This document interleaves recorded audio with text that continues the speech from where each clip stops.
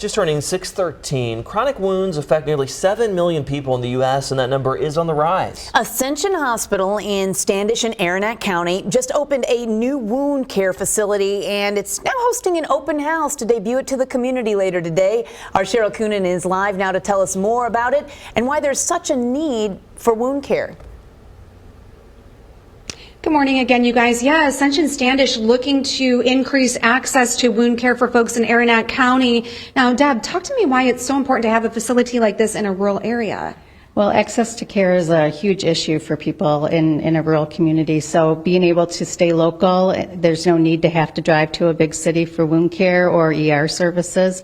We're a 5-star facility with a 24/7 ED. Great. And you've got that open house later this afternoon, which anyone's invited. We'll have all that information here in just a moment. Jen, show us what we've got here. What do you treat and why is it important? So this is a TCC cast. It's actually the gold standard in treating diabetic foot ulcers.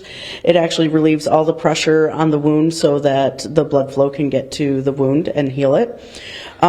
Because in the U.S., 3.5 million people will get a diabetic foot ulcer each year. And you mentioned preventive is so important because sometimes diabetics don't even know they have a foot wound. Yep, they have neuropathy, so they don't feel that there's a wound, and then that can lead to infection. And then 85% of lower leg amputations they begin as a foot ulcer. Okay, and talk about, too, everything you do here really enhances quality of life for patients.